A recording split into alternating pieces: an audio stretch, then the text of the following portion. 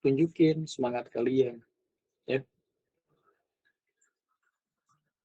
Google itu kan punya program internship, magang di Google. Dikira saya bohong? Enggak, beneran. Magangnya bukan magang PKL kayak orang anak SMA PKL, batu-batu kerja, enggak. Kerja beneran dibayar. Terus kalau dia mau ngambil lanjut S2, kalau mau lanjut S2 cyber security nggak bayar, ada, saya kasih tahu aja. Ada beasiswa S2 cyber security di SGU, Swiss German University. Itu all in, udah kuliah gratis dibayar, saya kasih tahu aja. Karena selama kuliah kalian kuliahnya hari Sabtu, tapi selama 2 hari di sana kalian akan magang dibayar. Jadi udah kuliahnya gratis, dapat magang juga buat jadi praktisi, dan selama magang itu kalian dibayar. Itu programnya ini apa namanya? Apa dengar tulisan project itu punya hibah ribuan dolar. Itu bukan dipakai buat sekedar buat penelitian begini, enggak. Buat beasiswa, buat mencetak tenaga-tenaga cyber security Indonesia. Hibahnya dari internasional. Dan dananya dialokasikan sebagian besar untuk beasiswa anak-anak S1 untuk pada sekolah S2 gratis. Begitu lulus, punya sertifikat ethical hacker minimal 1. Syaratnya gampang, IPK. Dan ujian masuk. IPK-nya gede, diuji nggak bisa. Kalau dikira saya bohong, saya pengurus HP, saya tahu. Kerjaan saya ngerekrut orang, tuh. Merekrut sarjana merekrut tenaga cyber. Bukan kerjaan sih. Jadi saya cuma pengen orang Indonesia bisa memetik dirinya sendiri. Makanya saya ngambil jalur juga di dunia pendidikan. Saya mau nyari-nyari potensi mahasiswa yang bagus gitu. Oke, udah. Materinya saya nggak tahu kalau udah baca apa belum. Ini pertemuan ke-6. Labnya seperti biasa, masih kuliahnya kemana, materinya labnya udah ke pertemuan ke-7 atau mungkin lebih. Karena materi yang kalian terima dengan labnya itu di atas materi lanjutannya. Kenapa? Karena kalian tidak belajar untuk hari ini, kalian belajar untuk besok. Jangan bilang belajar buat hari ini. Belajar itu buat ke depan, bukan buat sekarang, apalagi buat kemarin. Jadi kalau kalian sekarang belajar pertemuan ke-6, ini materinya.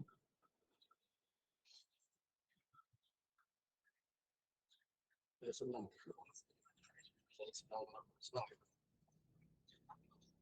Saya lebih suka cara main kalian ya pada melek dulu.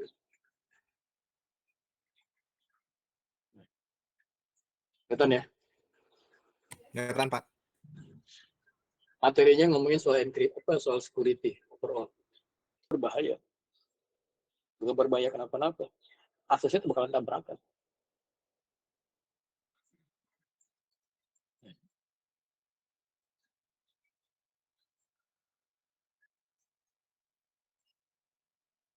Ya, udah deh. Ada dari topiknya nih.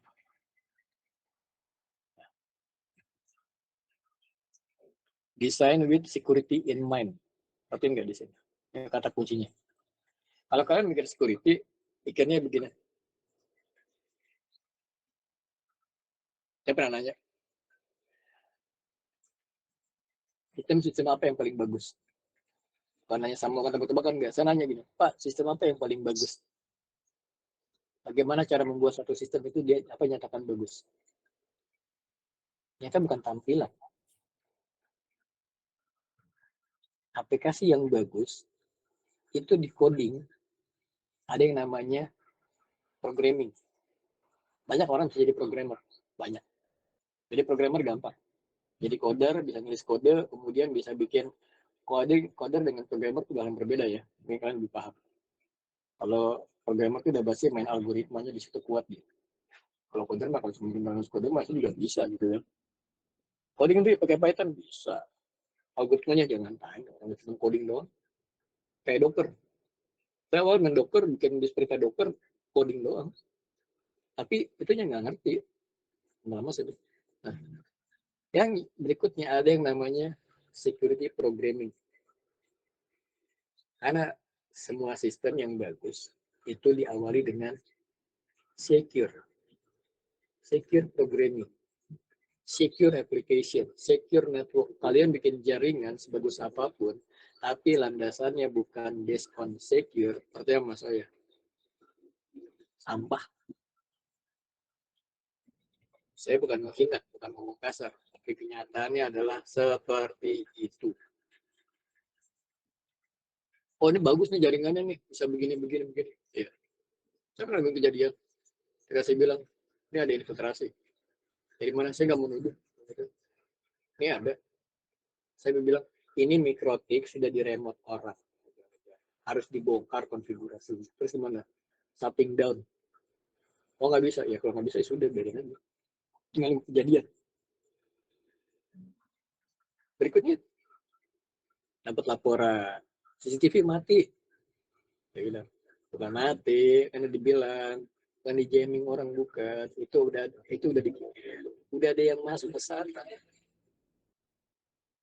Ada hantu jaringan. Ada hantu dalam jaringan. Tapi karena dia ngeliat maksud, ini berpikir seperti apa gitu kan. Ya, security-nya, aksesnya, ya sudah. Jadi yang pertama harus security in mind, dimanapun. Ingat, Google Cloud ini bukan cuma sekedar jaringan ya. Dia bisa buat semuanya.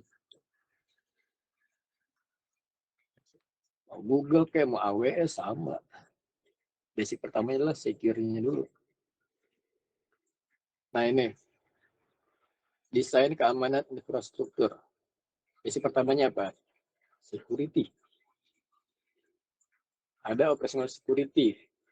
Dalamnya ada komunikasi internet, ada storage, ada deployment, ada hardware infrastructure.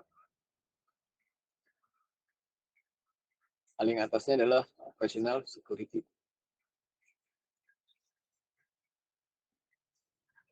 Kalau Google kan server botnya sama jaringan perangkat networkingnya didesain secara custom oleh Google, termasuk mendesain chipnya sendiri, termasuk hardware security chip. Artinya apa? Mereka menggunakan prinsip dasar dalam security, zero trust and trust no one. Jadi Anda nggak boleh percaya siapa. Bahkan sebenarnya juga sama. Kalian belajar sama saya, kalian nggak usah percaya sama saya. Kalian belum tentu yang saya omongin benar. Kalian yakin apa yang saya omongin semuanya ini benar? Jangan disimak semua omongan saya, capek. Dengerin yang penting ini, yang nggak penting nggak usah dengerin.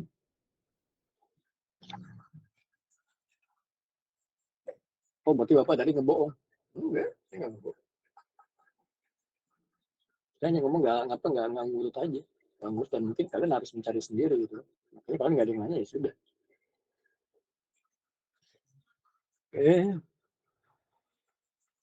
Service deployment layer. Ya, komunikasinya menggunakan remote procedure calls, RPC. Ini orang bilang, RPC mah teknologi lama.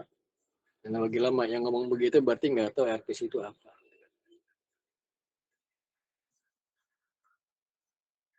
Nah, encryption address, nah ingat nih kata-kata ini nih. Ini sering keluar nih di soal ujian.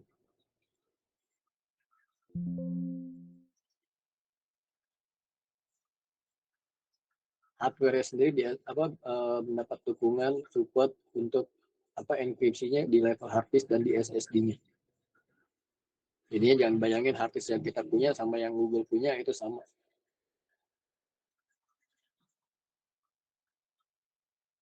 Denial of service protection.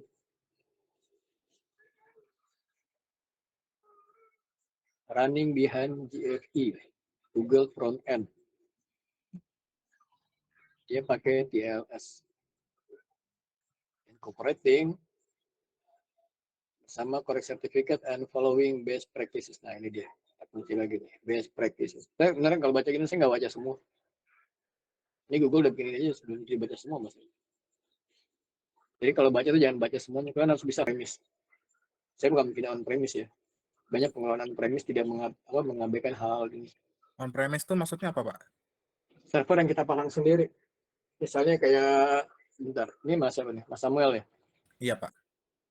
Misalnya gini, satu instansi, saya mau bikin server saya sendiri gitu.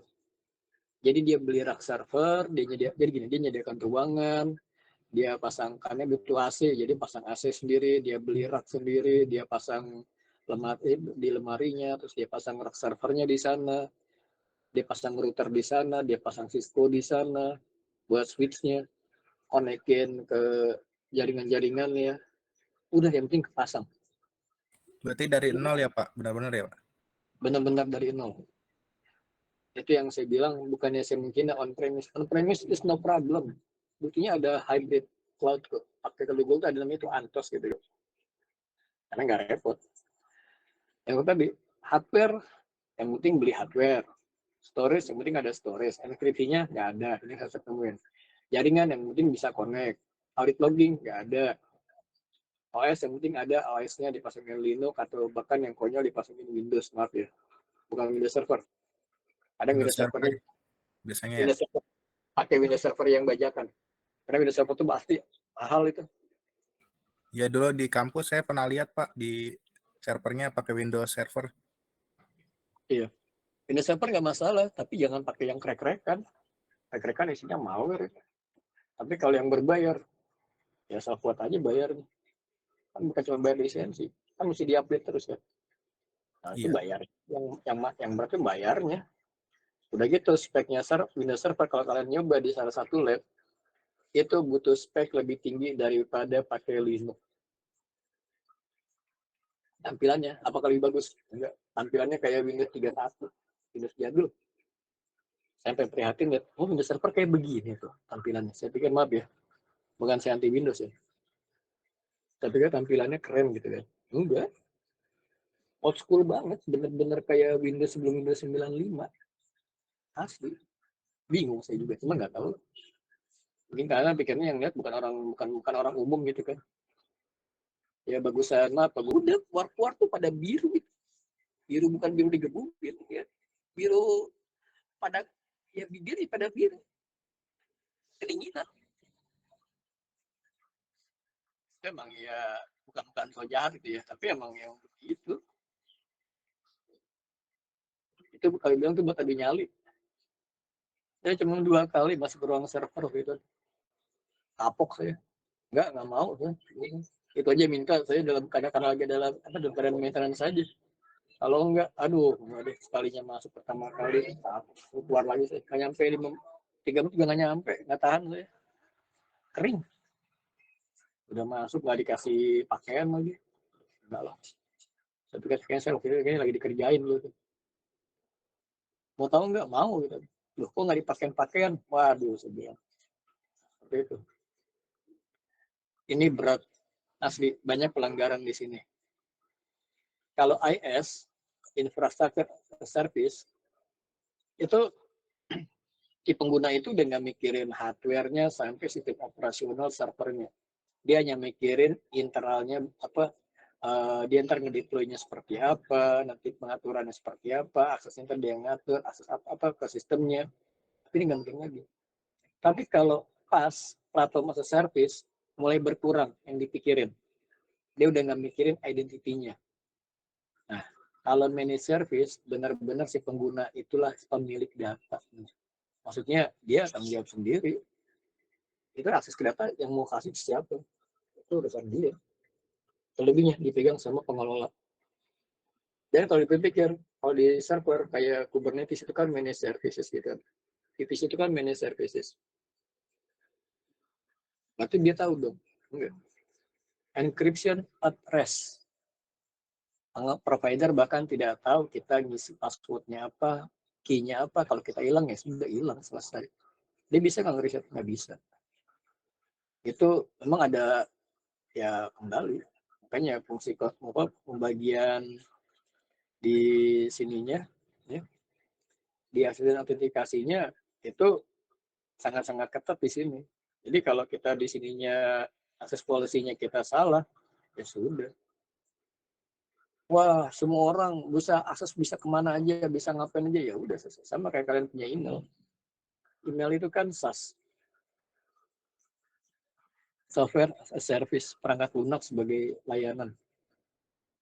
Kalian nggak tahu servernya di mana, kalian nggak tahu servernya pakai apa, berapa bandwidth-nya, berapa apa, itu harddisknya pakai apa, yang jaga siapa, servernya di mana. Kalian nggak mau dia sendiri. Dia bisa mengelola yang ada di pakai punyanya Google, atau dia mengupload encryption key-nya. Dia bisa generate key, ada namanya private key, public key, gitu. Dia bikin, dia create sendiri, ditaruh. Tapi kalau saya pribadi, saya malas ini. Malas ngambil yang opsi ini. Asli, bukan apa-apa. Kita tanggung jawab atas komputer yang kita pegang.